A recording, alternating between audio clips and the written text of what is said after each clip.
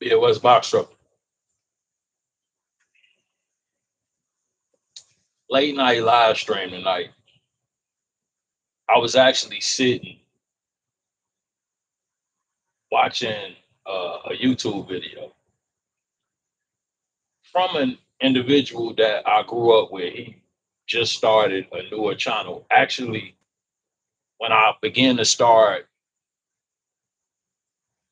bringing individuals up on the channel, he probably gonna be one of the first people that I bring. Really intelligent dude, and he already better at presenting content than I am. But like I said, I'm gonna bring him up one day and just kind of let him, tell his story, talk about his YouTube journey, and so forth. But he put out a really good video earlier today pertaining to this migrant situation that we have going on here in the Midwest, more specifically the Chicagoland and surrounding areas. And a lot of what's being talked about is pretty much it's a really tense situation in the Chicagoland area. And you guys know I normally don't even touch on these type of topics, but at the same time, I feel like it does pertain to trucking in multiple different ways. But I was gonna play the clip. I'm not gonna I'm not gonna put it up just to make sure that I'm inside of YouTube guidelines. I don't know exactly how that works, but a lot of what they were talking about was, like I said, it's a tense situation in the Chicagoland area right now pertaining to migrants and this Trinidad Venezuelan gang. So what's starting to happen in the area is the Chicago gangs are starting to clash with Venezuelan migrants. And pretty much the migrants have been, as we know, coming over somewhat posing as refugees or individuals seeking asylum. And what they're actually doing is coming into the US. And from what I'm hearing now, they're moving out of the shelters and into abandoned buildings. And they're setting up shop. Some of them are sending women over, like I said, posing as refugees. They get these housing, incentives, and they stay there for a couple months, and then they bring in these Venezuelan gang members. So a lot of individuals in the Chicagoland area right now are fed up with, you know, the situation. And we are starting to experience what they're calling turf wars. Because like I said, we got the Trend de Agua, and I don't know if I'm saying that right. They also go by TBA, but it's a Venezuelan gang. And from what they're saying, it's an uptick in them leaving the shelters and finding refuge in abandoned buildings. It's also being reported just across the US, places like New York, Texas, especially. We know they're coming. A lot of individuals are coming across the Mexican border into Texas and then finding their ways into places like Illinois, New York, and so forth. And what's crazy is the US has laws that are protecting these immigrants. So, from what individuals are saying, if certain actions take place, there are penalties and so forth. Another thing they're saying is that individuals are committing crimes, the migrants, and due to, the different bond changes and so forth in Illinois, they're right back on the streets. And, it's just a crazy situation. And yeah, so in my opinion, a lot of this, I don't think it's a mistake. A lot of it's happening for a reason, and it's causing a lot of, from what they're saying, non-citizen, criminal activity. So, and you don't quote me on this, but I'm thinking from what they're saying, it's been like close to $500 million spent, on this migrant situation. And I think that's kind of what's upsetting a lot of individuals, including, like I said, gang members. And so it's just causing a bunch of riffraff between, like I said, the gangs and the Venezuelans.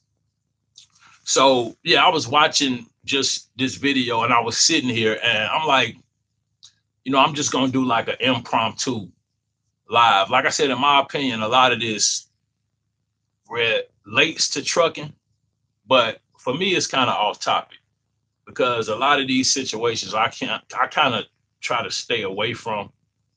I don't want to kind of, you know, I try to keep the channel more so trucking, but a lot of these topics, like I said, they pertain to, the trucking industry.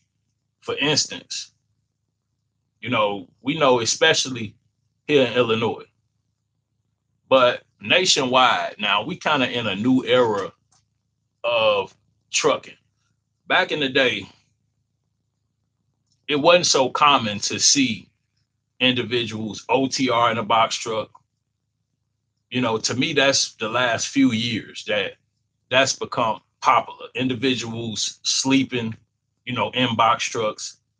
You see a lot of individuals, hanging out, watching loads and so forth. But that was more of a semi behavior before, I would say, the pandemic. I never knew of a bunch of individuals, like I said, sleeping and so forth in trucks until this new age era.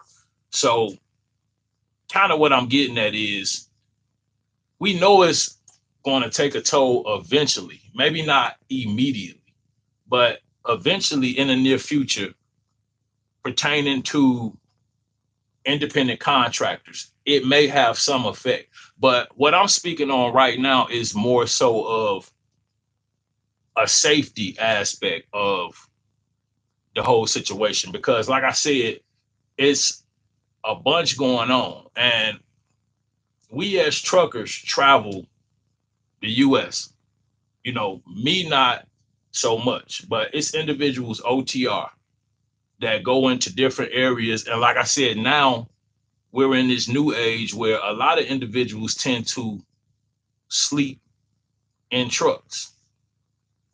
So kind of what I'm getting at is a lot of people just want to be careful, when you traveling over the road and you're out in these trucks because it's become second nature. I see people all the time, they find an open spot, an open parking lot, set up shop and camp out. Well, now, like I said, some of the areas that you may have frequented, back in the past may not be so safe, especially right now. I know I slept in a truck for years. And like I said, not so much now, but, it's a lot of individuals that still do. That's the new style of trucking. And like I said, before the pandemic, that was almost unheard of. The first I really saw that was kind of on YouTube, you know, from content creators. So, like I said, you just definitely want to be safe out here. But from what's being reported, this particular gang, like I said, they're posing as refugees and then entering, and they almost similar to like terrorist groups, is what they're saying. And from what it's some crazy videos I just watched, but from what I'm just hearing, they took over a hotel, some apartments, different complexes, and this is not just in Illinois, but I mean across the U.S. in general. And so, yeah, it's just I was just sitting here, and I was about to go to bed, and I'm like, let me pop on and just do a live, and just kind of give my thoughts on, you know, the whole situation. But like I said, we right now, from what I'm hearing, have laws that's deliberately designed to protect these individuals. So imagine individuals entering the country illegally and then receiving funding after they enter the country illegally, and then in return using that funding to kind of create, you know, and set up shop as gangs, I mean, terrorist groups, whatever you want to call them. But, it's a crisis going on right now. And like I said, I've heard of it, touched on from a different angle, but kind of what I'm getting at is a lot of individuals may not be aware of the severity of the situation, right now. And I figured it'd be good with it being so late. I'm like, you know, let me pop on. But yeah, I think a lot of individuals are just not, aware of everything that's occurring. So pretty much, yeah, I just, figured this was a good topic to kind of touch on.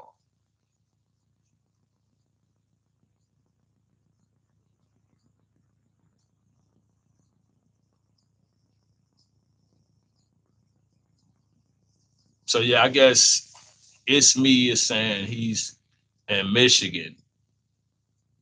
And yeah, he's seeing a lot of them. And I understand the individuals that's, actually, well, I'm not gonna say I understand it. It's just a difference. Those individuals, like I said, are, looking for work, housing, and so forth. But it's individuals that are, and this is why I think people don't realize you have like ex-convicts from other countries, fugitives, and so forth that have entered the country. And like I said, they receiving funding, and then in return, are they saying they have weapons? And then we all know, let's tell the truth, like the police really not policing right now.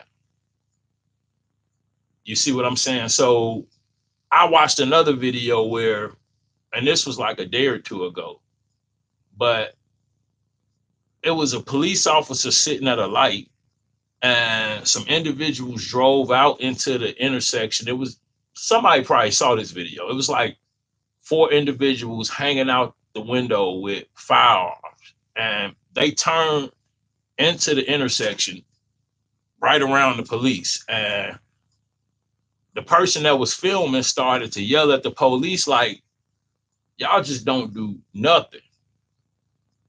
So yeah, the police at this point, and just being 100% honest, like, with defunding, and then like here in the Chicagoland area, everybody got tinted windshields. Okay, so it's just areas in general. I'm not even gonna say just Chicago. That's just a new thing in Illinois. Everybody got tinted windshields. That's not a big issue anymore. The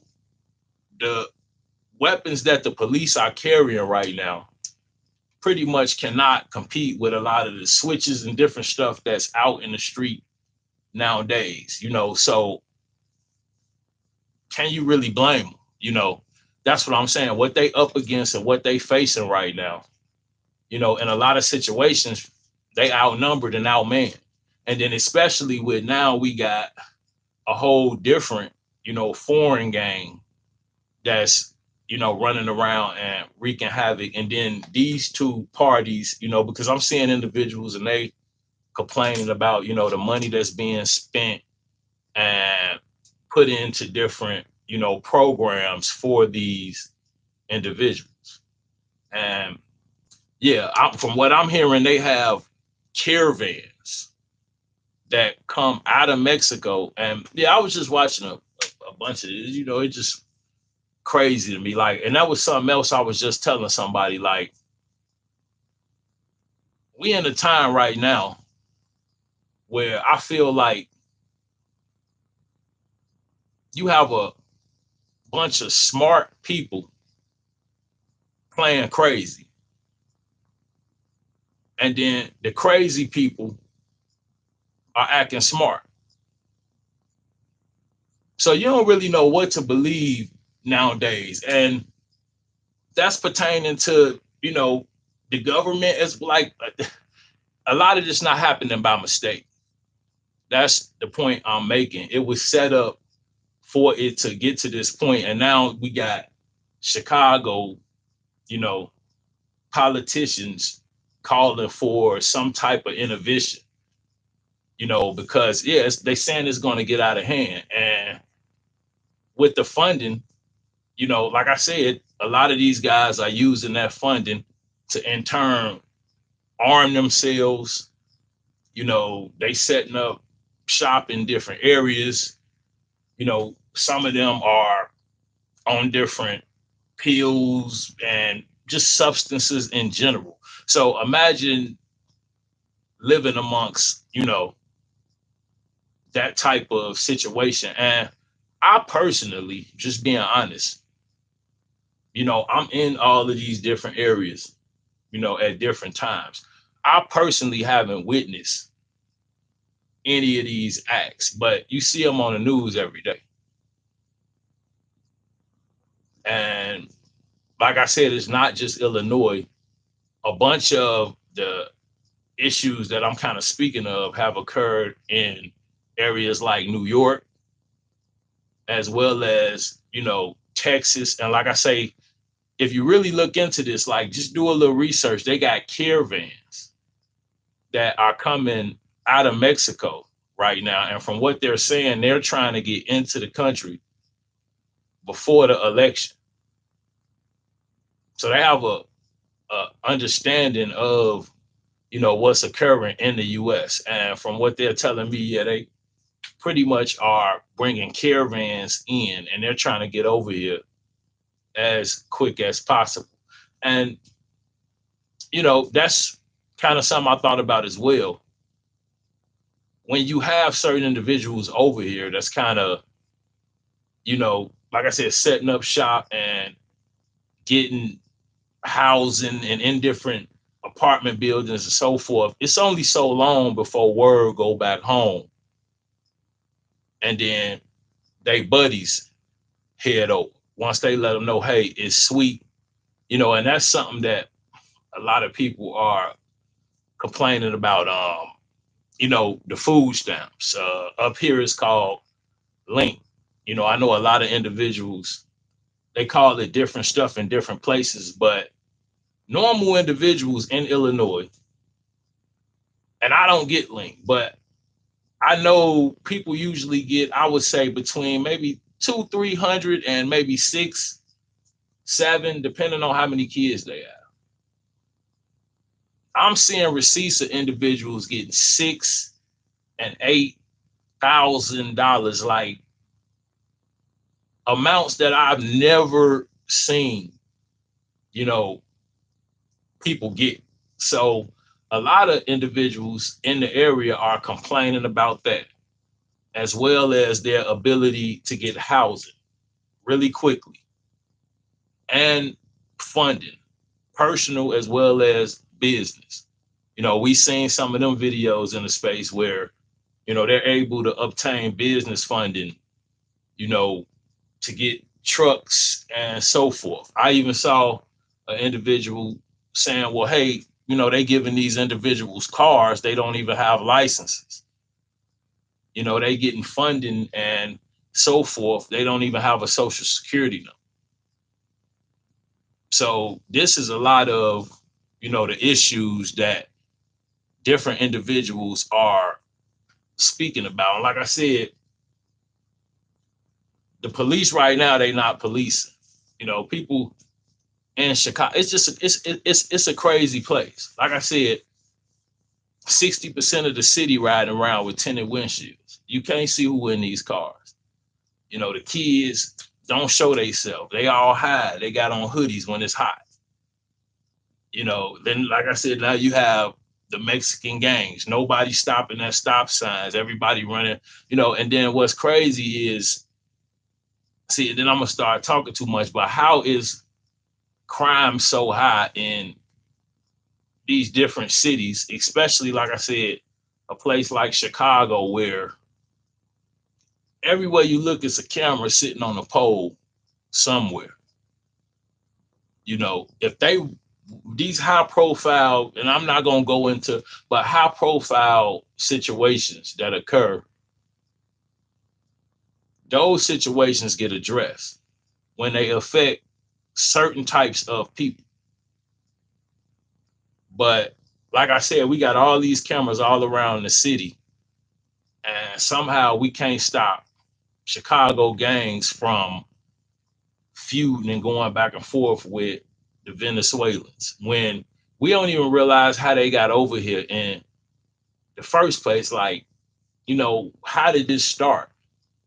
And we could blame it back on to certain parties but I feel like that it's more to the story than meets the eye. This is not by mistake. I feel like what was, and that's why I don't like kind of talking about these certain topics. What was meant to happen is now happening, and it's starting to now be publicized. And a lot of this I don't pay attention to or follow. I try, not to even take in a whole bunch of these because I know what's going on.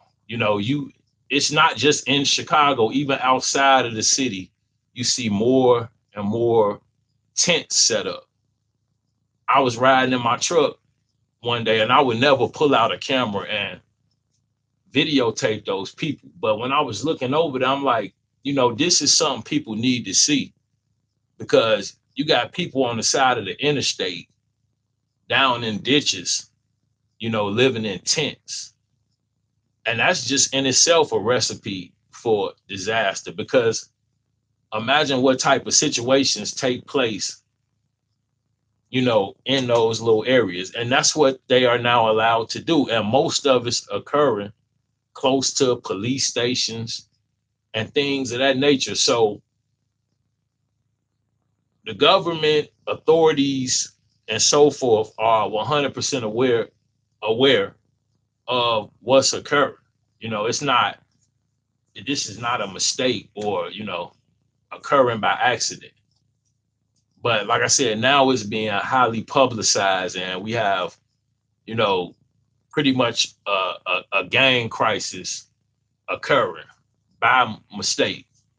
So that's just kind of what's going on. And like they said, they leaving the shelters now. They didn't got accustomed to the area, and they getting familiar with different, you know, and in my opinion, I'm from Chicago. Okay, so I'm gonna tell you the truth. When I think about the individuals I know in, different areas and so forth, the migrants may think they have an advantage, but you dealing with individuals that grew up in, these different areas that know every crack and crevice and so forth. So, in my opinion, they just don't kind of know what they facing. But at the same time, it is a really bad situation. And like I think it was Fox 32. Y'all should go check it out, you know, later on whenever y'all get done with the stream. But yeah, it was an interesting video. I think it was like a 7, 8 minute video.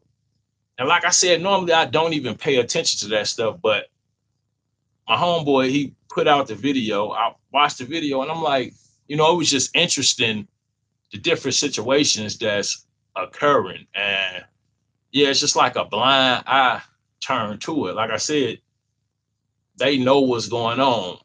Once again, I feel like it's smart people that are playing crazy.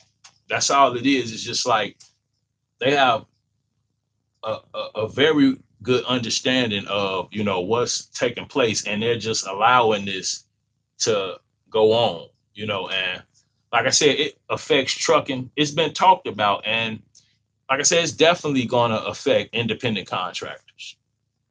I'm 100% sure of that. But what I realize is, we got to kind of position ourselves and do what we need to do now, because as far as their effect on trucking, I don't think they're having so much of an effect on the trucking industry and box trucking in general yet. And that's definitely what I want to say. You're not seeing the effect of, the migrants within box trucking yet. But once again, it's already a rise in what's occurring in the neighborhoods. A few years down the line, who can say, what's going to occur? But it's just a safety aspect that I'm more looking at, more so than, a monetarily value, or, what they're going to take as far as job wise or contract wise. But, it's just crazy right now. And you got to be careful. And like I said, individuals that's from these areas, we pretty comfortable. And certain areas, they not, like I said, certain areas where it affects certain people, they're not going to have that.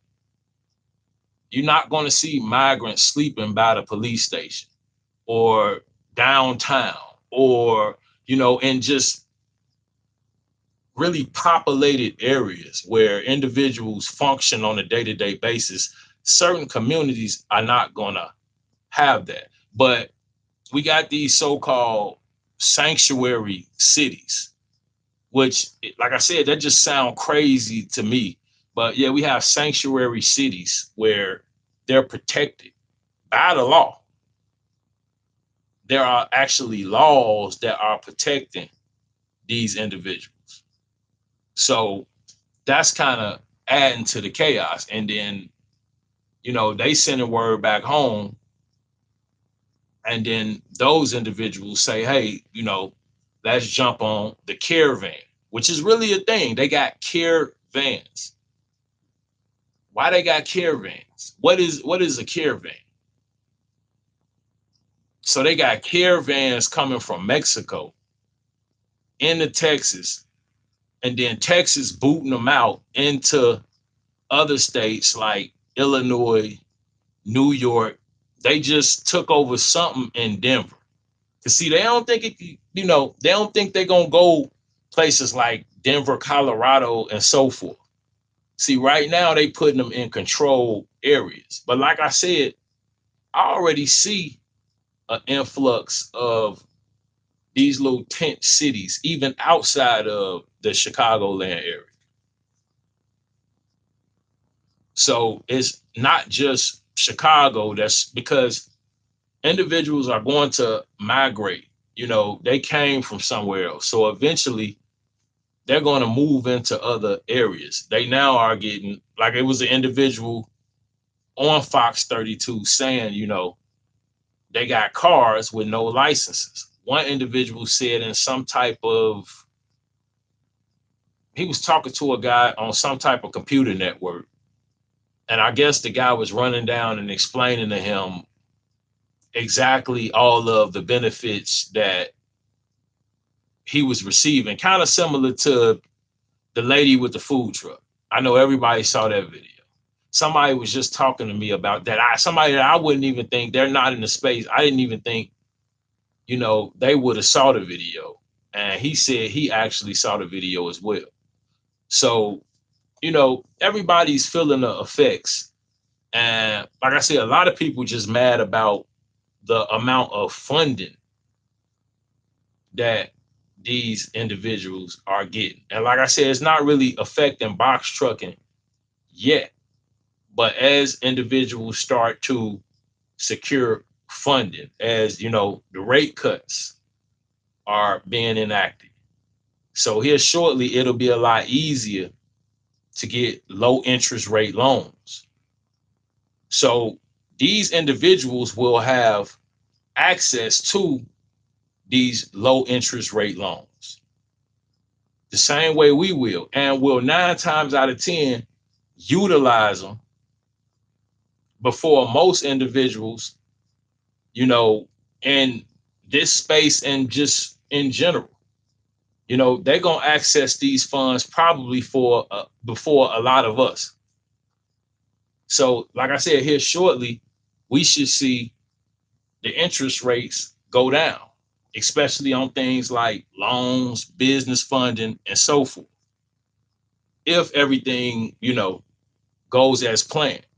So these individuals are going to have access to business funding here shortly at a low interest rate. And that's how it'll begin to affect sectors like box trucking or just trucking in general. We always say box truck, but just trucking as a whole, cargo vans, box trucks, semis, and so forth. And not just independent contractors. I believe that a lot of this will affect company drivers first and foremost, because I believe W-2 positions are probably going to be a lot easier for these individuals to get into and succeed. It's going to be a little harder to start a trucking company, especially right now, and be successful even for them. But like I said, what individuals are complaining about is the amount of funding that they're able to secure as opposed to what individuals in the US are actually getting. Like prime example, that's why I brought up the EBT link food stamps, whatever you want. It's food stamps. Everybody know what food stamps is. So they getting 6,000-7,000 a month in food stamps, and eventually they gonna catch on. You can flip that. You see what I'm saying? So you can sell food stamps for cash. It happen every day. So what'll begin to happen is, like I said, these individuals will catch on to that, and then they'll be able to turn that food stamp money into cash. And then they're using the cash that they're obtaining to buy guns. It's already, like I said, check it out. It's already been shootings and so forth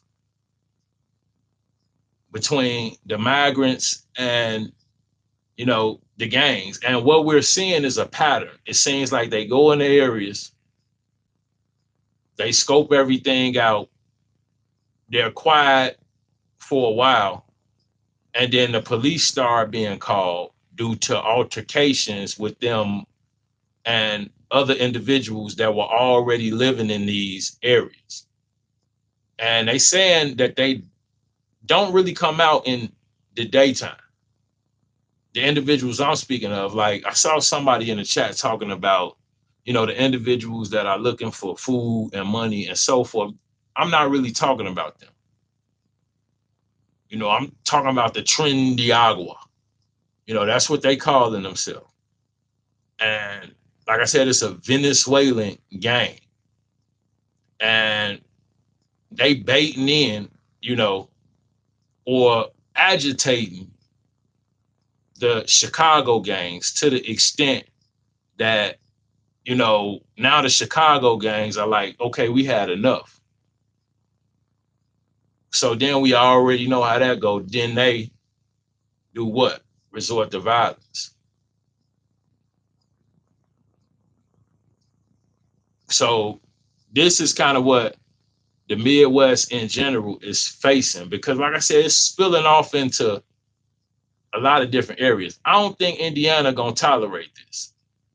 And I don't know what the scenery is like over there, but I don't think and that's a bordering state. I don't think Indiana is having the problems that Illinois is having right now with migrants. And Indiana play a whole different ball game. Let me tell you that. Laws, uh, just enforcement in general. You know, Indiana and Illinois, Indiana more lean towards the southern states style of dealings. You know, even though they right here next to Illinois, most of the time, and individuals in Illinois, they know, you know, Indiana move a little different. So, like I said, I'm not hearing a whole lot of these issues occurring there, but it's me was saying that, you know, Michigan is facing some of these situations. I know Ohio is dealing with some of these situations. And of course, New York is really like they're taking over complexes. I heard of a office building, hotels. You know, they said they had a bunch of stolen e-bikes and garbage. And they was in there high to their mind. And the garbage caught on fire. They burned the whole damn building down. And they said that was the only way they was able to get them out of there because they set the building on fire. So they destroyed the whole property before they left. So like I said, people think it's like I said, I didn't even pay attention to or follow. I've heard about it, I blocked it out. I whatever. You know, I don't want to hear about no madness, you know. I'm gonna do my, but eventually, and I know a lot of individuals think like that, you know, forget about some, I don't want to hear about no migrants until they fighting outside your front door and you can't come outside. And then, you know, it's an issue. And it's only so long these type of events keep occurring before, like I said, escalate. And that's what like the politicians and so forth. I don't know the guy's name, but he was a really intelligent guy on Fox 32. And he was just saying, like, you know, it's just a recipe for disaster. And, you know, with the funding, like I said, in return, they're using it to benefit in a negative way, you know, so they're arming themselves. And like I said, the abandoned buildings, they're moving out of the shelters and into the abandoned buildings. And so, yeah, we just got, it's already crazy enough. And yeah, we just got a whole lot more going on right now. And yeah, that's why I wanted to touch on this. Like I said, to me, it's kind of off topic, but I wanted to do something impromptu and just a little different, you know. And yeah, it's crazy. And Chicago already crazy enough. But like I said, don't nobody stop at stop signs, but it's a red light camera in any and every light. You know, we got cameras in all the lights that's supposed to give tickets, but don't nobody still stop at no stop sign. You know, you look in your rearview mirror, you see all black tint. You don't know who in the car behind. Everybody drive weird, you know, like I be talking to people and they be like just going through it with people in traffic. Like, man, this definitely the underworld right now. Hey, man, it's crazy, but yeah, I'm just like, you know, you just never know. And then yeah, I'm watching some video. And like I said, it's four guys, and they was black guys, and they sitting on the ledge of the, you know, I mean, a lot of people know they sitting on the ledge of the window with, you know, like firearms up in the air, and they ride right past the police, and yeah, the police just sat there. They didn't even, you know, follow them. Which, like I said, I don't really blame them because in some of these situations, you know, and then if they get into altercation with what 9 times out of 10 they not gonna win. You know, most of the police are carrying what a Glock or what a 45, but they not carrying. You know what these guys is carrying, and I'm just talking about the American citizens. We don't even know what the migrants arming they selves with all of this funding that they're getting. So in a nutshell, you got a volatile situation that's day by day, week by week, month by month, only escalate. And it's seasonal, different seasons, this stuff get worse. So in the winter, people get more hungry. I don't know what type of holidays they celebrate, but it gets sketchy in the wintertime. Some people just don't have. So now we have more people that's coming to the country, and yeah, it's just, like I said, it's just a volatile situation. I don't know, but a lot of this not happening, like I said, by accident.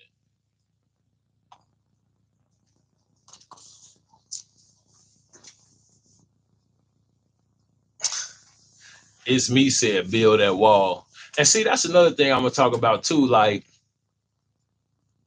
it's crazy right now, and I don't like talking politics either. But a lot of individuals that were going, lean on to the Democratic side are now. I'm seeing people that's wanting to vote Republican that you know I thought probably never would have. Just due to some of these situations, and that's why I say it's some type of propaganda, in my opinion. I ain't saying what that is, but it's a lot that don't meet the eye. But yeah, a lot of people they leaning towards Trump, just to be 100% honest. I've seen a lot of that as well. So I don't, yeah, I don't even want to get into that at all.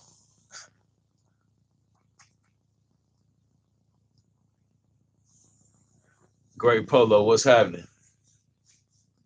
Hey, Great Polo, that's another thing, man. I want to talk to you. You a Great Polo. You a loyal supporter. And I ain't see you my last live stream. I missed you. I just wanted to know where you was at.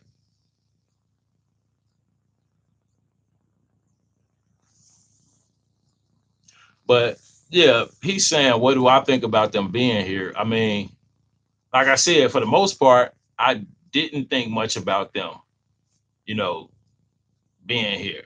I hear about it and I kind of just, because you hear so many different things. But now, how do I feel about them being? I feel like, they need to go home. I'm just being 100% honest. Like, we got enough problems in the US in general. And we're going to bring in more problems. But I got a deeper understanding of what's happening that I won't even speak on, you know, on YouTube. But that's why I just say I leave it at it's more than what meets the eye. Because, yeah, I just feel like, you know, it's propaganda. It's a certain reason why this is happening. And further than the election and whatever the turnout of that may be, I feel like it's other stuff that's going on. Cause think about this, right? And it's just something off the top of my head. We in a time right now in the country where resources are already scarce. You know, the government, the Fed are fighting off a recession. So they say. Why are we bringing in migrants then? Like, why are we spending $500 million? I think they said like 460 some odd $1 million on individuals that not even supposed to be here. And like I said, me personally, I really don't think about no type of way about people coming from other countries, legally, it's an opportunity. It's a free world. People can move or go wherever they want to go legally. But why would we let people come into the country illegally at any point in period of time, but especially at a time where resources are already scarce? So we trying to fight off a recession. So, but how we got 500 million for the migrants? So that's where my concern come in. Like I said, I feel like it's a free world. You should be able to move wherever you want to move, whatever nationality you are, and take advantage of whatever opportunities are available legally through whatever processes of that particular country that you want to go to. But to be able to just walk across a border or take a caravan into a country and then begin, like, okay, take this for instance. Everybody here knows that the US borders Canada, but can't not now one of us go walk over there right now. Like, you better not even mistakenly end up at a Canada border without the right credentials. You better not go drive accidentally over one of them bridges and end up talking about, it's finna be some issues. You see what I'm saying? And if it is somewhere where you could just wash into Canada and go live over there and start receiving benefits and so forth, then let me know where that's at. Because I want to go. So what I'm saying is nowhere else that you could go do these type of things and get away with but the US. But it's supposedly a mistake, or it can't possibly be a mistake, like I said, when laws that are protecting them, point blank. So, it's just no way around it. And all of the funding and so forth is just no way around it.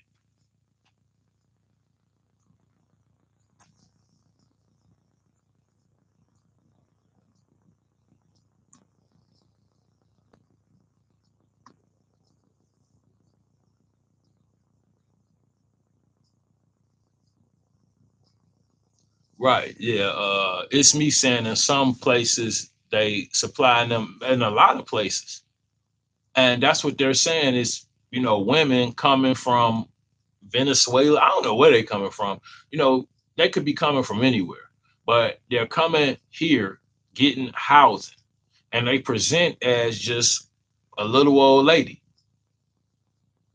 And then, them members come, a month down the line. So, like I said, they come over, they smart, they scope everything out, they learn the system, the benefits, and so forth. And then, as Fox 32 is saying, then they set up shop.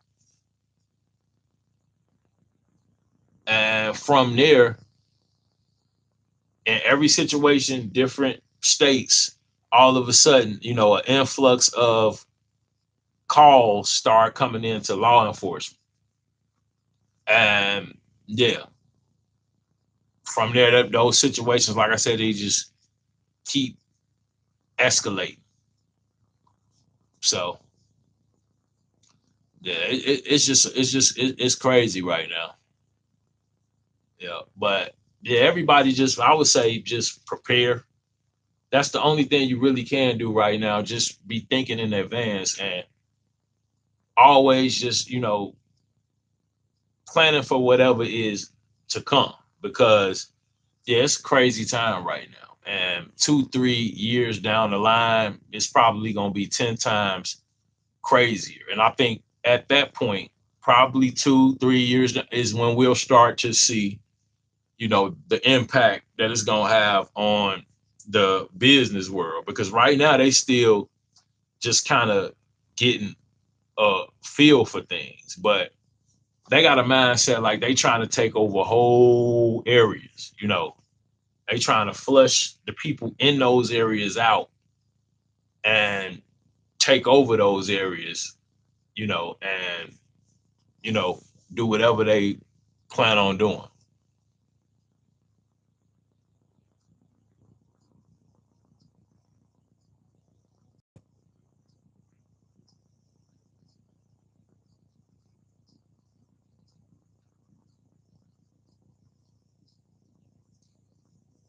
Is that Portola 45?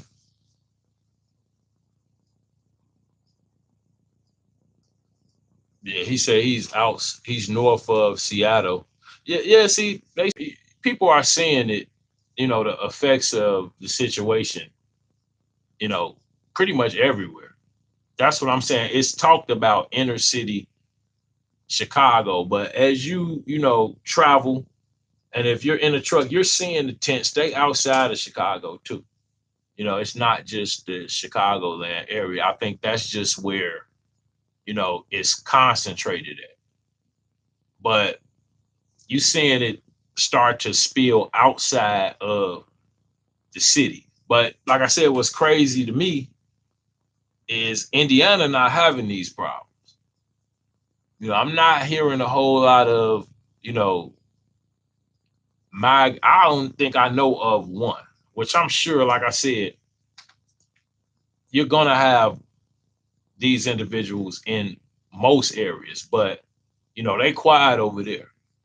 And they not setting buildings on fire. And they said they had uh, like a storage space full of stolen e-bikes. I don't know where they stole a bunch of e-bikes from, but yeah, they say they had a storage space full of stolen e-bikes. Like I said, as well as like the office building. I don't know.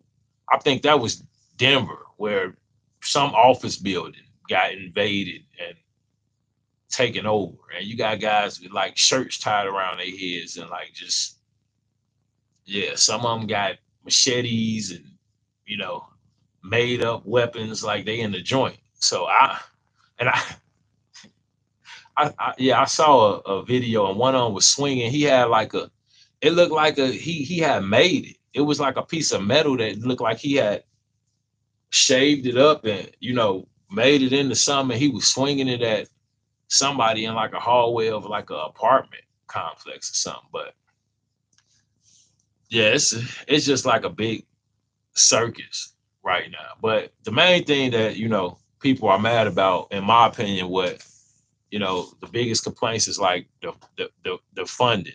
They're getting clothing and so forth. And I don't know if they plan to get these individuals social security numbers or what's the case, but they're obtaining all of this without one.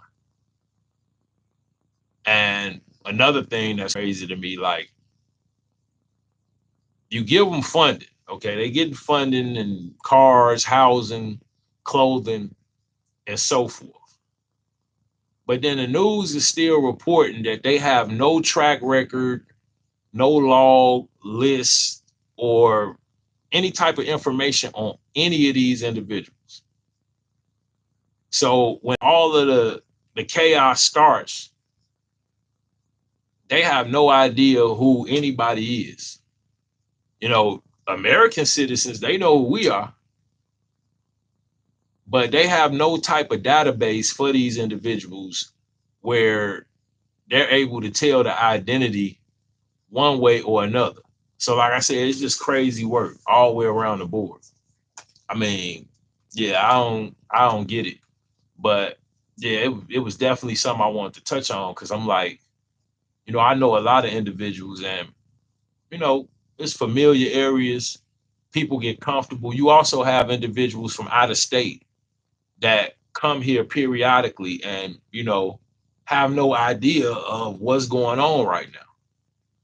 And so they might set up shop and get ready to go to sleep somewhere, and then they don't even know that right now you in a danger zone because it's just some type of they call it a turf war, but I think it's bigger than that. It's just, we got a whole situation right now.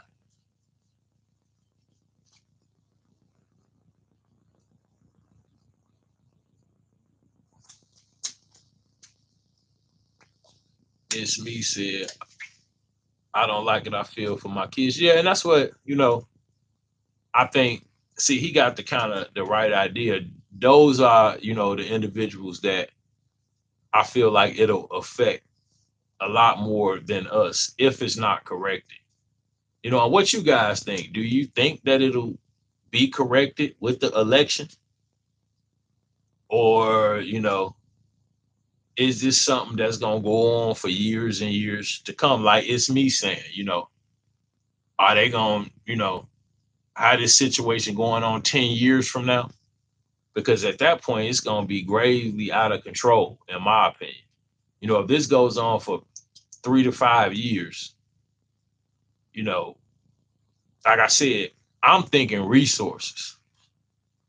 Like the fighting and all of that, people gonna fight regardless. That's here that it's certain that's normal. And I'm not trying to normalize it, but people fight all the time. But extreme violence, and then like I said, the impact it's gonna have on resources when we already have individuals that, are struggling. And then, that's why I say I look deeper into stuff. First we have See, that's like I be the conspiracy theories. First, we have a pandemic. Okay, we never seen one of those. Then they give us all this money, like unheard of. Everybody just getting tons and tons of money, and then boom, once that ceases, we go into almost recession. Then they let the migrants in.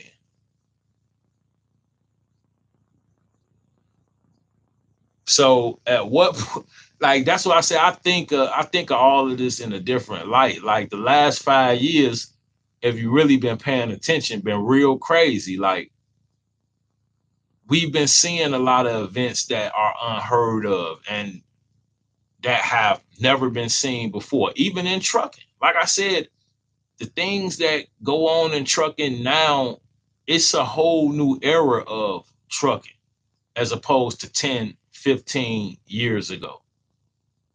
Even the individuals that are in these trucks. Years ago, you wouldn't see the same individuals. A lot of individuals ended up in these trucks due to social media. And then not only social media, because like I said, first it hit social media. Then we had the PPP. So it was an influx of resources, funds, pushed into the economy, and individuals had just expendable cash. Once again, legally and illegally. So, like I said, to me, it all just go hand in hand. And then, it was up, and then just like a roller coaster, everything dropped and it been down. And then, like I say, then in come the migrants. But nothing fishy going on. No. This type of stuff, it just happened. It's nothing, none of this has nothing to do with nothing. It's just occurring. So that's how I look at stuff. And that's why I say a lot of these topics I kind of keep to myself, but just watching different videos and just seeing that it's really getting serious right now. So, you know, like I said, everybody just needs to be aware. That's what I would say. And you may think that, because I kind of had that, it don't really, I don't think about the migrants. I don't, they don't make me upset or anything. I don't think about them. But now, it's kind of hard to not see what's going on and just go, hmm, just kind of start to wonder, like, and then, like I said, having the laws that are protecting them as well as funding, and then to say they hereby a mistake. It's a yeah. So, like I said, I try to just kind of not even, you know, touch on a lot of this.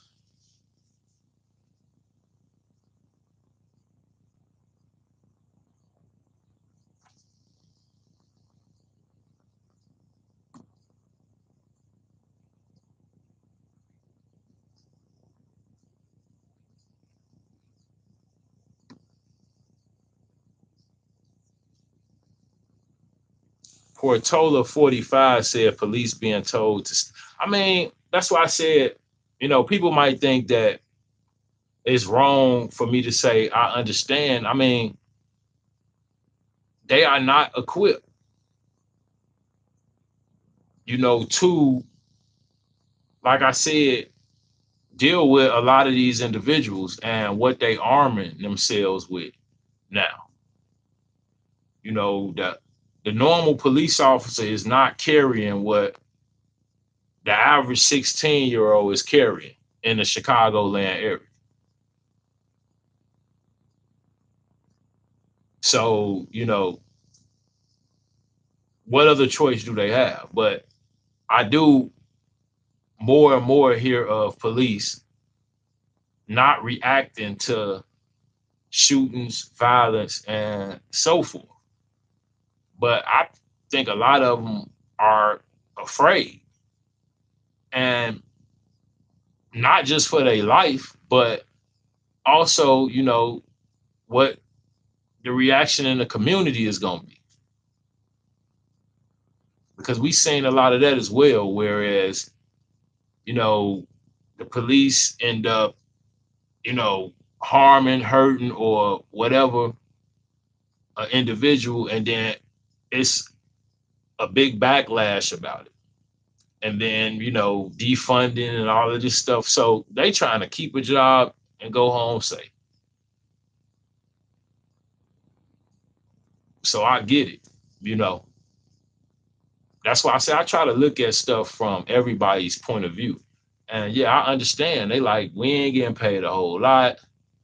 You know, if we do really just, push it and, chase these dudes down and something happened, then now they got a whole nother issue. So is it right? I mean, no. They're supposed to be policing, but do I understand their point of view? Yeah, I get it. You know, it, you know, those jobs aren't. I was just talking about this. Police police officers and that profession back in the day, you know, used to be kind of glamorous. But how often in today's society, and let's just be 100% honest, how often do you hear the youth, a kid, a young teen saying that they want to be a police officer? Like the youth don't want to work in general, but being a police officer, that's frowned upon.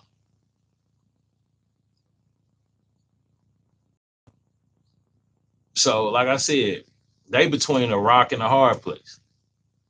They got a hell of a job to do.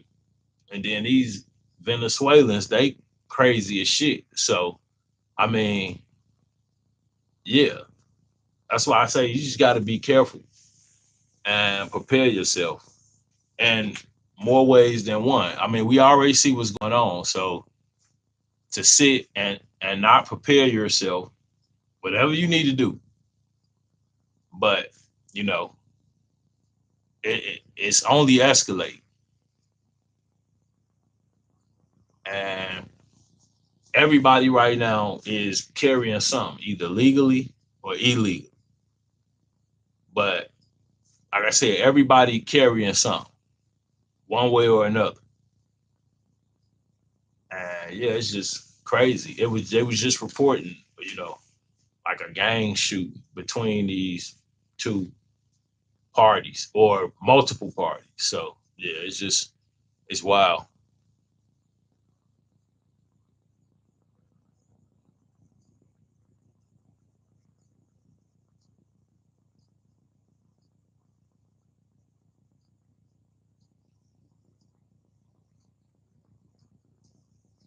It's me. Yeah, you need a some type of legal document, yeah, to renew. And then I know right now they're doing his they've been pushing this here, that real ID, but it's still not been 100% enforced. But somebody was just telling me that they're about to do it. But yeah, you're gonna need some type of, you know, legal document to renew. Oh, Great Polo, you was watching from the sidelines. I need you in the chat, Great Polo.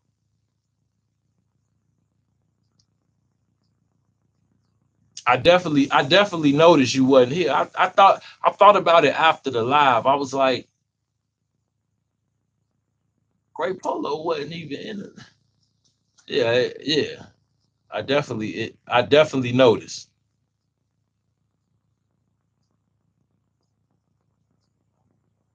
I said when I next time I saw you, I said, yeah, I'm gonna bring him in and hold him accountable.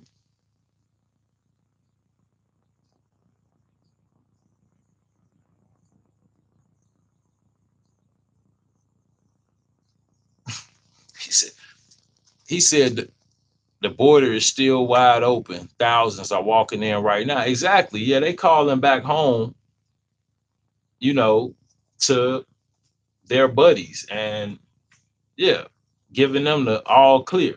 We getting 6, 7 thousand and just food benefits. And like I say, eventually, sooner or later, because they're talking to Americans. So they'll figure out how to flip that. They may even be approached by somebody like, hey, you get 6, 7 grand and, food benefits, let me get a cut. So, it's only a matter of time. And like I said, then that money is turned around and funneled into other things. That's just kind of how it's working out. Because yeah, they like I said, when I say everybody is carrying something, them included, like they arming themselves as well. Like yeah, like I said, they run around with all different types of weapons. It's becoming a dire situation. Like I said, eventually, even the people that like kind of like myself that tune a lot of this out, it'll eventually you're gonna eventually take notice.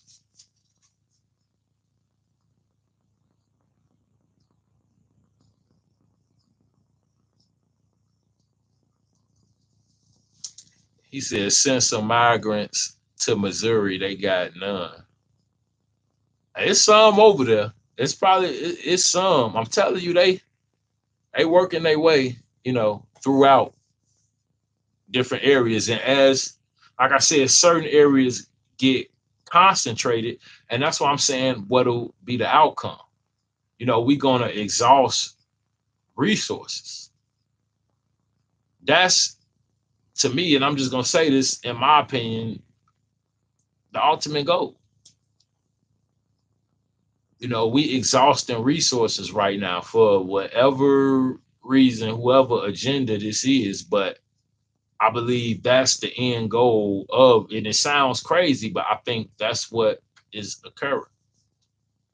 And with a lack of resources, that'll eventually flush a lot of individuals just into complete poverty.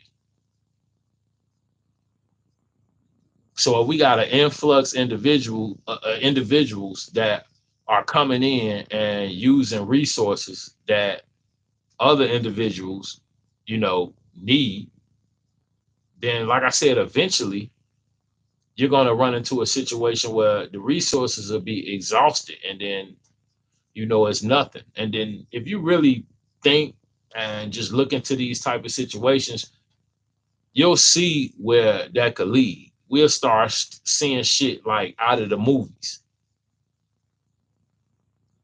You see what I'm saying? I'm just being 100% honest. Like, with a lack of resources, it's a chain of events, that'll eventually occur naturally, just due to individuals and them trying to survive. Individuals may be pushed into situations that they normally wouldn't even be in. So like I said, to me, I look into, I see the whole scope of the situation, not just the migrants gonna take trucking jobs.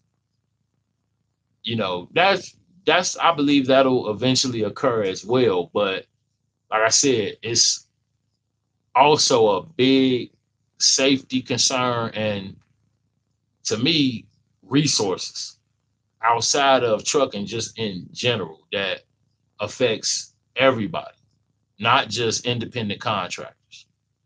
So yeah, that's just kind of how I look at it. It's 17 people in the building right now. Tap the like button one time for me, somebody. We've been at the same amount of likes for a minute. I want to do more of these to just kind of come in and touch on different topics, because I feel like a lot of these, the informational live streams, individuals like them, but believe it or not, people want to talk about these topics as well. So yeah, it's just, I plan to do some of these impromptus, and I always want to, like I said, relate it back to trucking, but just kind of touch on issues at hand in general. And yeah, I'm glad I came on, because I was actually about to go to bed.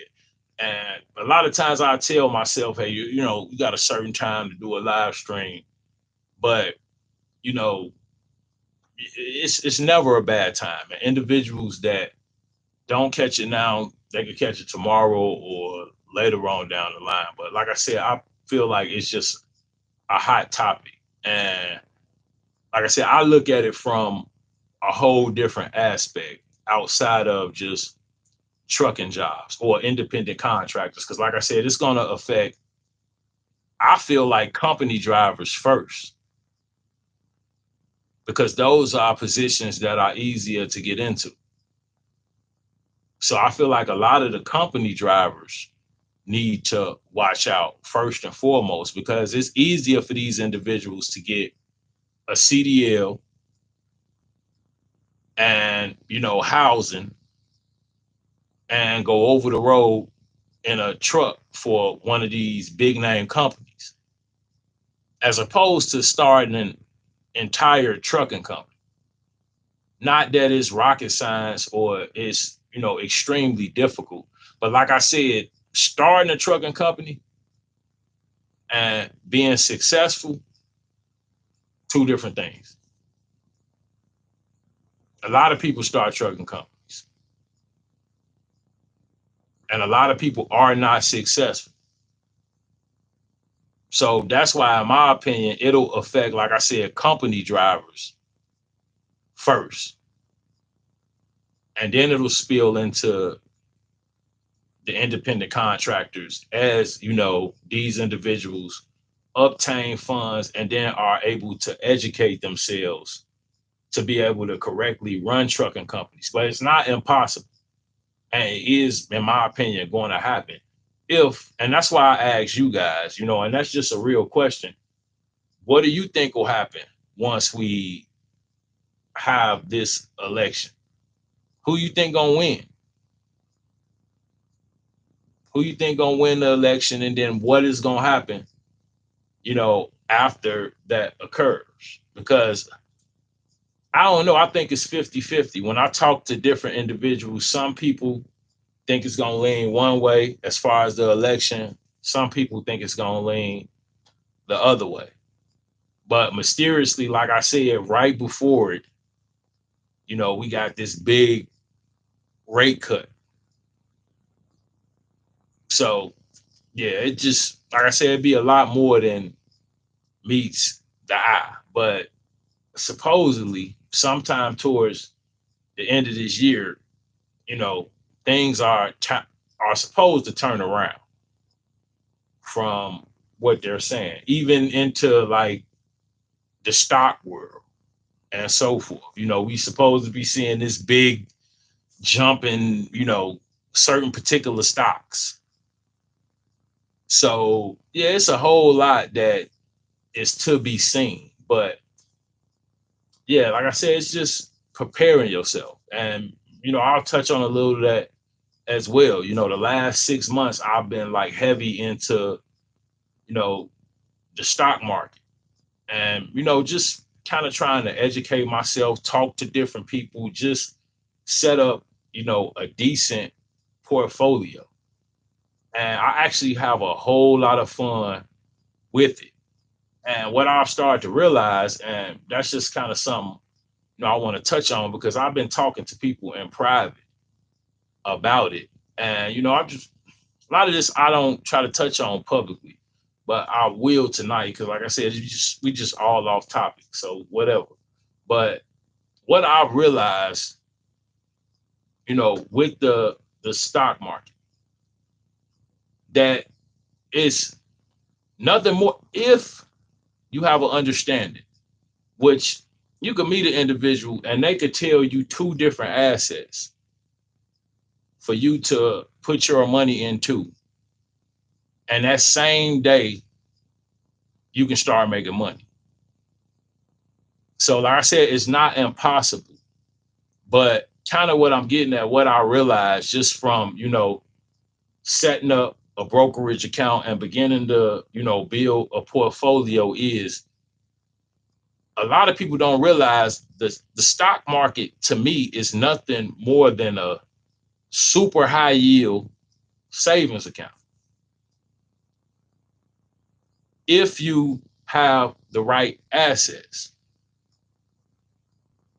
So I was just having a long conversation with somebody, about this topic. I feel like a lot of individuals are afraid, to invest and begin to build wealth. And I feel like it's because a lot of people do not understand the stock market, especially individuals that look like me.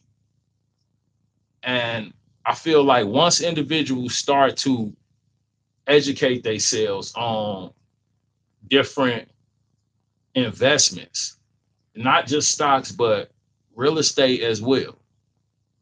Trucking won't be the only thing that people focus on.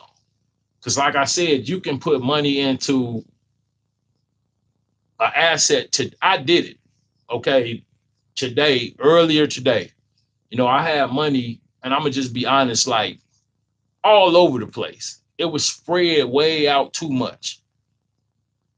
So I actually started to go through and zero in and just look at what each asset was yielding, in a month's period of time. And then the ones that were yielding the most, I didn't even worry about what the assets were at right then. I just started moving my money into those. I promise you, if you look at the little graph, my graph shot straight up. I immediately start, soon as I made the move, I started making 3 times as much money as I had been making over the course of, say, the last month. And anybody that kind of follows the stock market knows that about September 5th, it was a big drop and everything crashed. And a lot of smart individuals at that time began to load up. And just in that short period of time, like I said, September 5th, We not in even in October yet. But if you bought a bunch of assets on September 5th, you got a whole bunch of money right now. A whole bunch. You got assets that jumped $20 since then per share. So each share that you had, you know, like the Van Eck semiconductor, that jumped $20 since September 5th. And that's an expensive stock. But if you bought a bunch of assets or yeah, assets of that on that date, like I said right now, you got a whole bunch of money. So yeah, at that time, luckily, like I said, because I was following different individuals and just doing a lot of research up until then, I knew that that was occurring. And yeah, I loaded up. But like I said, I was still really uneducated. So my stuff was spread out. I had a bunch of, I got, I think 15 to 17, assets in my portfolio right now. But yeah, I zeroed things in. And like I said, it's two different assets. Just as soon as I put my money in there, it just started making a bunch of money. Like I said, it's a graph that shows you, you know, whether you spiking or if you dipping, but it's either green or red. And that's another thing. Once I started moving my money, most of everything started to go green. So all I'm saying is you got to be looking into other avenues outside of trucking. And most of us are making, decent money. And I know a lot of individuals, like I said, keep money in savings accounts or they stashing it, they got it in cash, whatever. And like I said, you always hear this because people will tell you, and I heard this from when I worked in the factory. My homeboy used to tell me this. Oh, you got a day trade. You need a lot of money to invest into stocks. If you don't got a lot of money, you can't invest in real stocks. You have to day trade. And that's 100% not true.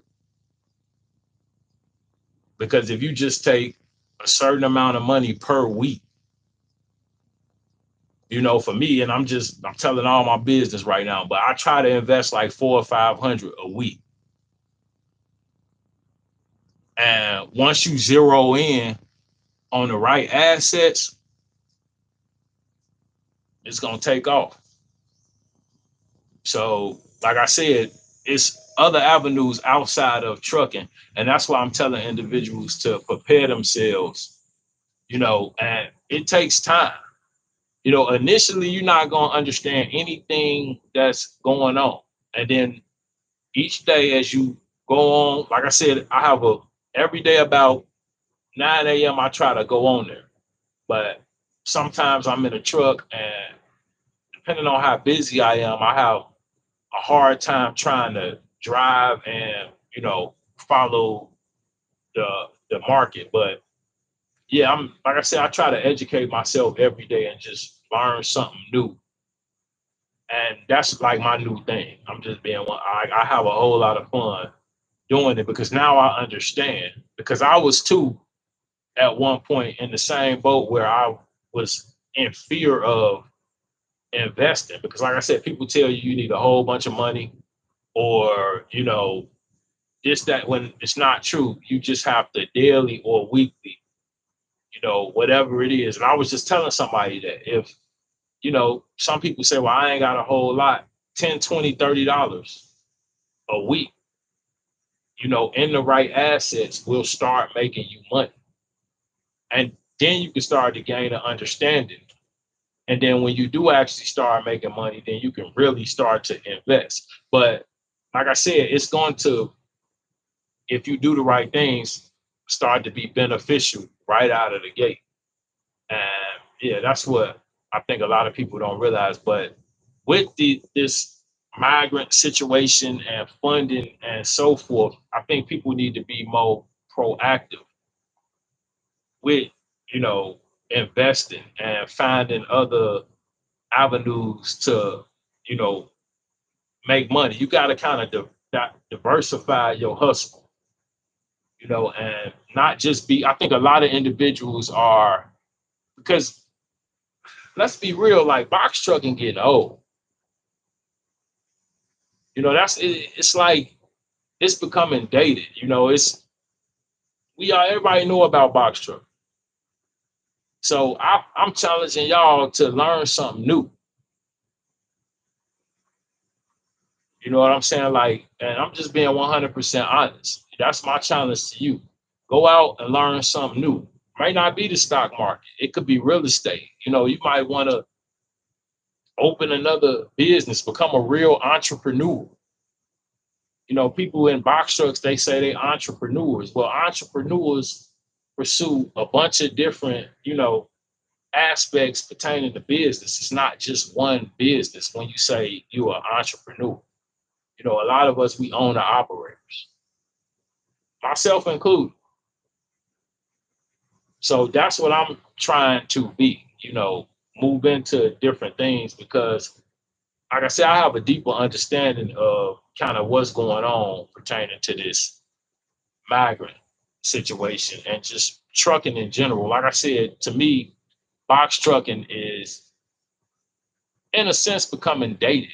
You know, everybody knows about it, everybody's doing it, you know, and a lot of people right now, you know, we know it's a lot of dismay in the, the space, you know, so just kind of comes with the territory. But yeah, like I said, I challenge individuals to learn some new tricks, you know, and you might have fun with it. You might make some money, you know, it just taking that risk and kind of putting yourself out there. But I think, like I said, a lot of people are,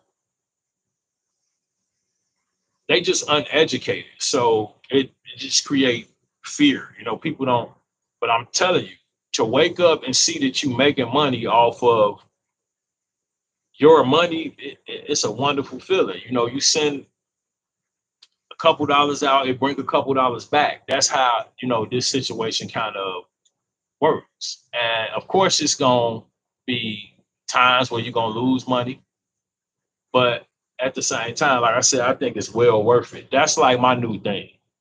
And I ain't just up on a live stream just talking. That's really my new thing, like the stock market, because now I understand it's just a super high yield savings account, you know, and whether it be 10, 20, $30 a week, like set up a brokerage account and learn, you know, the stock market with whatever you have. You know, start with whatever you got and go from there. But yeah, we definitely gotta, like I said, prepare ourselves for this this migrant situation, and being complacent right now and just, you know, taking things for what they are, and like I said, not preparing or planning for the future. Eventually you're gonna run into a brick wall because, like I said, the resources right now are being exhausted. So if you don't have some type of way to, you know, like I said, make your money, make money, even if it's in another business outside of trucking. You know, I see a lot of individuals that's just complacent. You know, they have the mindset like this thing gonna last forever, you know, and they not doing no planning. So yeah, like I said, that's just my challenge to whoever watching. If you ain't hit the like button, hit the like button. But yeah, it's just it's rough out here right now. And yeah, let me look at these comments. And like I say, I election wise, you know, I don't know. I don't know what to expect. I am anxious to see, but who knows? I'm jumping way ahead, but tech. Connect 411 said my stocks bought my box truck. That's what's up. That's what's up.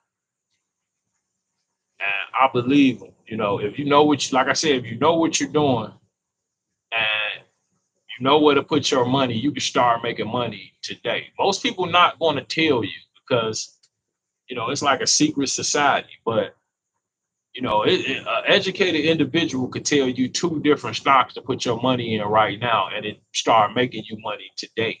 I mean, you could look back at it in 8 hours, and you're going to see that you know you're making money. So it's just a lot of people, like I said, tell you that you have to have a whole bunch of money in order to invest in actual stocks. So individuals will tell you to day trade and all of that stuff. I don't do day trade, and I tried crypto. I didn't like crypto. I lost money in crypto, but with the actual stock market, my money has been, and like I said, if you could just get your money stable, you good. You just don't want your money in a volatile stock. Like, I'm gonna keep it, real with y'all. I put a lot of, because during that dip, Nvidia, everybody loved Nvidia. So during the dip, people started to, man, you got to get in. It's about to skyrocket. It's about to do this. It's about to do that. So I bought a bunch of it. And right when I bought it, I think I bought in at like 115. It dipped to 102. So I lost $13 off every share I bought. That's when I started to learn. Like all that following with so I started to then do my own research. And I'm like, I barely got any of that right now. And I'm going by more when it dipped back down to $102. And people might say it never will, then I ain't buying it. But I'm not, gonna buy an asset at 115 a share and then it dipped down to 102 and it's just volatile to me. And a lot of people may differ, all over YouTube, that's the, but to me it's volatile. It had my money going crazy. I want it stable to where I may lose a little bit. If it crash, it's gonna be a super dip. But I don't want my money going all over, every single day is 120, 116, 118, 129. It's just too all over the place. Whereas certain assets that you could invest in that, like I said, are a lot more stable. And you'll start to, you know, see some type of yield immediately almost. I just did it today. Like I could show it's right on my phone right here. But yeah, if you look at the graph, yeah, I was, dipping up and down. Like it wasn't volatile, just up and down, up and down. And when I moved my money into certain assets, it stabilized and then shot up. And so now I know it's two particular assets that I'm just gonna keep dumping most of my money in. And then I'll like day cost average into the other stuff.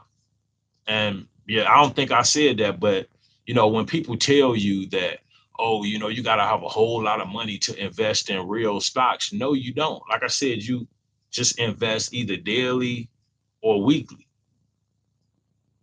whatever you can. The minimum is, I believe, $10. So it don't take, a whole bunch of money, but you will have uneducated people that will tell you, oh, you got to day trade because you don't got enough money. That's not true. A little bit go a long way if you putting it in the right spots. So, you just got to do your research. And people don't like to really give, financial advice because once again, somebody could give you a stock and you lose all your money. But if you find somebody that's trustworthy and they've been doing it for a while, I guarantee you they could give you, Go talk to somebody. If a person can get you into two stocks, or just go on YouTube and, research it. But you could get in pretty easy. It's like I said, it's really simple once you understand, you know, the bulk of what's going on and different terminology and what different things mean. But it's all on the app, just like all of the apps that we use on a daily basis. It's no different than any other app that you use. Within a 2 week period, you can learn what different things mean, understand how much you making and losing, what's profitable and what's not, but it all starts with beginning to put money in.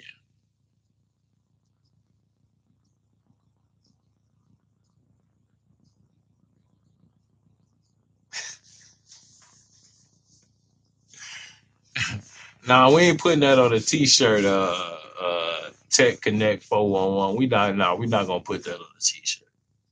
I just read that. We ain't putting that on a t-shirt. No, we ain't gonna do that. Yeah, opening a Robinhood account is free. That's what I use. I use Robinhood. And like I said, the first time you look at it, it looks super crazy. You're not going to understand anything. You're going to be afraid. Once you actually start to figure different things out, it's super simple. Everything is really sitting right there in your face. But like I said, it just take a second to get an understanding. I've been, just kind of playing around with it for about 6 to 8 months. Like I said, I started with crypto. I didn't like crypto. And it didn't give me an understanding. But once I started, like I said, I got Robinhood and started to, yeah, it took about 2 weeks tops. And yeah, I think I'm a damn expert. But I do understand now where to put my money. Say if I got $300, I know where to go put that to have it immediately start making money.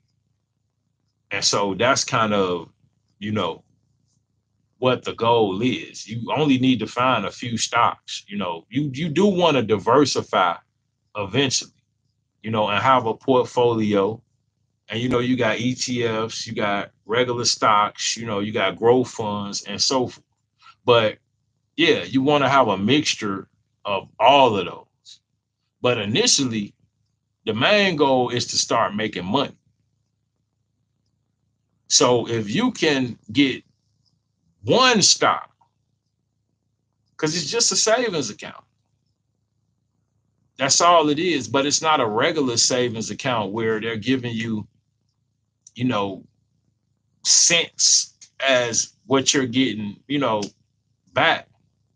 You have a high yield savings account where it's, sometimes 4 or 5%. The stock market, if you know what you're doing, to me, like I said, to me, that's a super high yield savings account because you can make unlimited amounts of money and then don't get like what I have fun with is moving money around.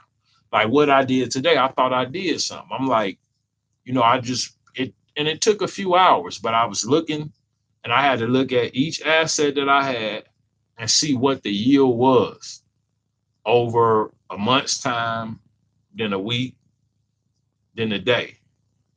And once I saw like, okay, this one was yielding 3%, 4%, because that's what I was seeing.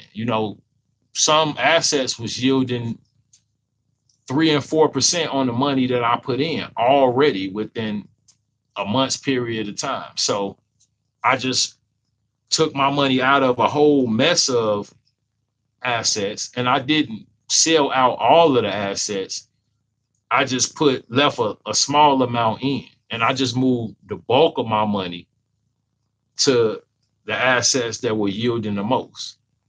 And it's two that's, like I said, they just, they've been going crazy. And I just saw just that quick a big difference. Like I said, I'm like, I was proud of myself. Like, okay, so you getting it.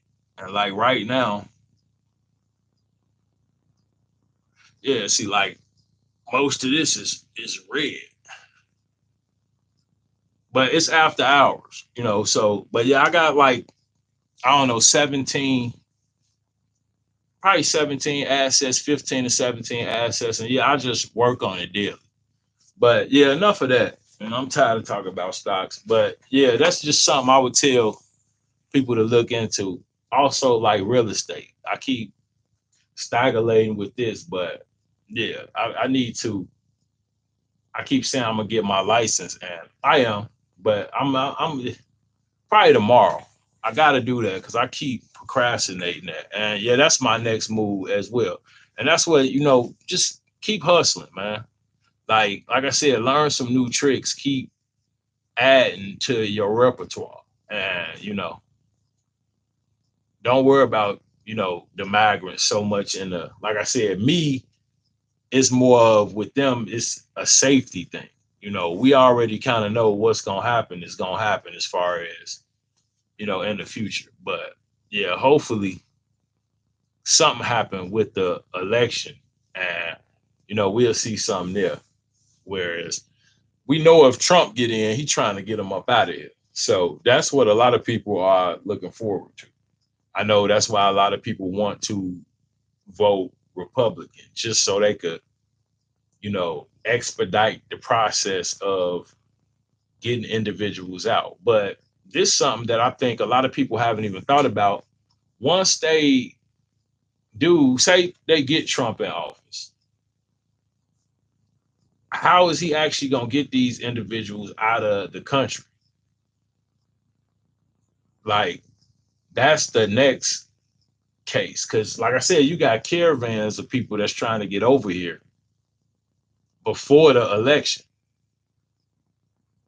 So they understand, the severity of the situation. So what are they going to do to get them out of here? When, like I said, they saying they don't even have a database of who they are. They just bringing them over here, and then when they apply for funding, they're able to get it. But who are the individuals that are here? We have no type of record or of who's even here. So how are we gonna get them out? Like that's why I said it don't make a whole lot of sense.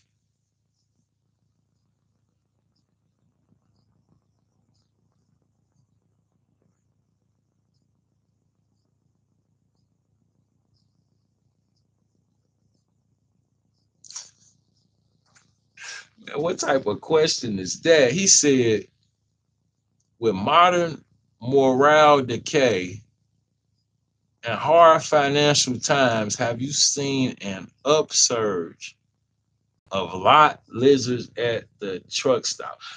Man, that's a crazy question, but I'm gonna be honest with you. I've never seen that. And I mean, I was over the road in a cargo van, but here in Illinois, just and I don't know, maybe I'm wrong, but I don't see a lot of, or maybe I don't know it because I don't look for it, but I don't see a whole lot of that going on at truck stops that I frequent. Actually, I've never actually witnessed it myself, and I'm being 100% honest. But I've heard of places like Memphis and different areas where that's like prominent. But I don't know in Illinois. And then they be on them websites and all of that too. So I don't know, but no, I don't.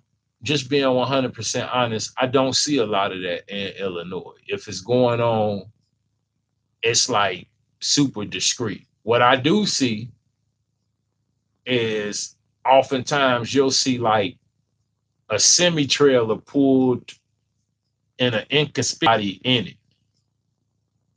But that to me could be his wife. Maybe he in town, for a few. So I just don't assume, but I see that. But actual women around at truck stops advertising something or dressed provocatively, no, I don't see that. And I can't sit up here and say I do. I have heard of, like I said, Memphis. I don't know what street that is in Memphis that, is crazy. And I'm seeing that right now, like OTR trucking. Right. Like I'm local and I just don't see a lot of that in Illinois. I don't, but I know other places, you know. And like I said, I'm sure it happens, but I don't see it.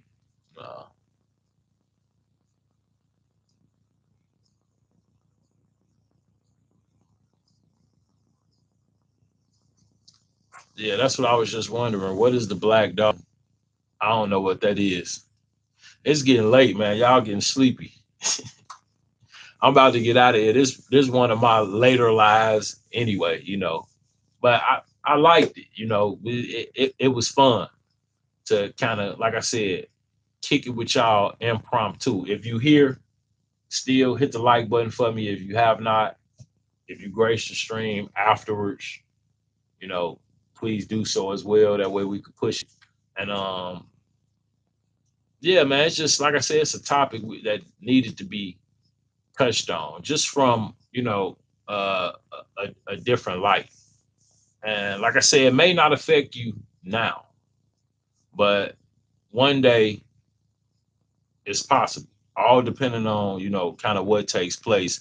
But yeah, I definitely just encourage individuals to step their game up. That's kind of what the moral of this, off topic live stream is. Like do the work, to be in position that way. Whatever is going on, whatever the agenda is, you're not going to be so affected by it, and your lifestyle won't change one way or another. Like that's what I would try to be focused on, because I think, and I said this long ago when Trump was initially getting elected, and back then I was like in the factory still, and yeah, people were, and I'm trying to get the time frame right because I don't want to be wrong. I believe that was because I know I was talking to some people. But long story short, people were just in like a big frenzy about, oh, like I can't believe this and this, that, and the other. And I just told people like, either way it go, no matter who the president is, you still got to do what you have to do. Ain't no president gonna come and save you. You see what I'm saying? So if you waiting on somebody to come in to change something to, like I said, just enhance that's up to you. So that's kind of what I get at when I say to equip yourself and be prepared for whatever it is to come. If you worry, work harder.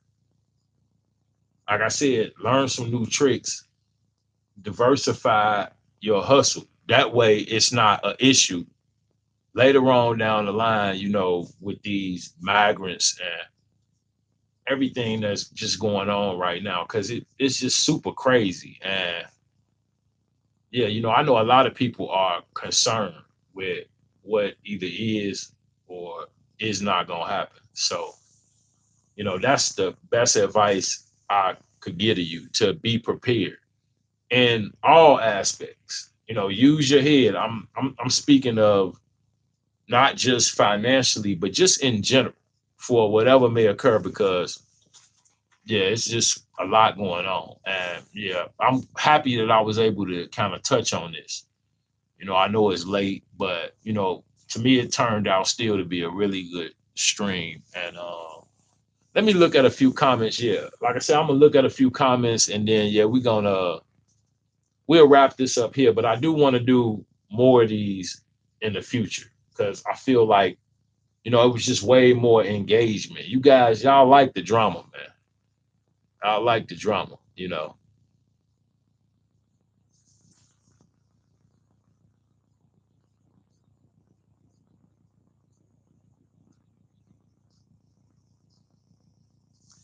See, now they seeing ghosts in the chat. Yeah, it's late, man. Is it 3 a.m.?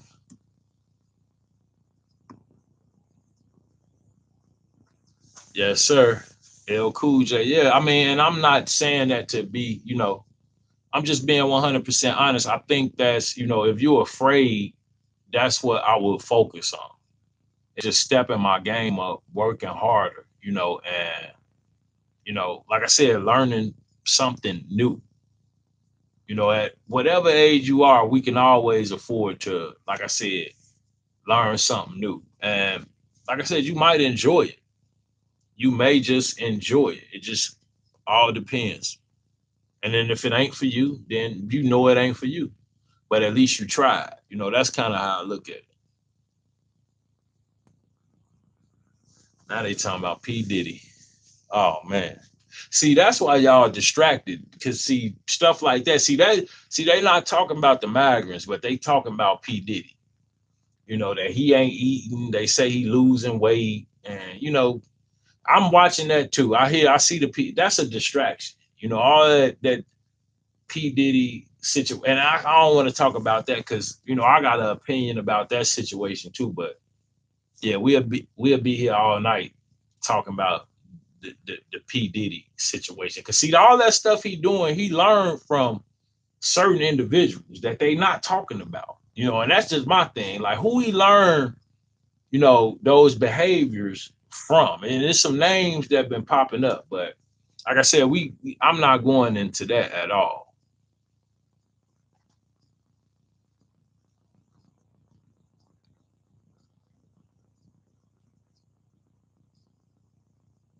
I like to talk dirty behind. Yeah, I'm seeing some. Yeah, yeah, it's time for me to get out of here, man. I'm seeing people. Yeah, y'all alive tonight. Yeah, man. But yeah, I think it's been a great live stream. I didn't get to as many the comments as I would like, but it kind of is what it is. But no, I appreciate everybody that graced the stream tonight. And like I said, I'm gonna do more of these impromptus in the future. I kind of want to pop up on you guys and stop restricting myself, telling, oh, it's too late to do a live stream. I might do a live stream at 3 a.m. next time. Y'all in the trucks, a lot of people drive overnight. I might do a 3 a.m. live stream and just come down here and go live. So with that being said, like I said, hit the like button if you haven't already. Drop a comment after the fact. Subscribe to the channel if you ain't subscribed. And, I'm going to get out of here. I'm going to get some rest. But I appreciate everybody for gracing the stream. And y'all have a good night. Stay safe out there. Peace.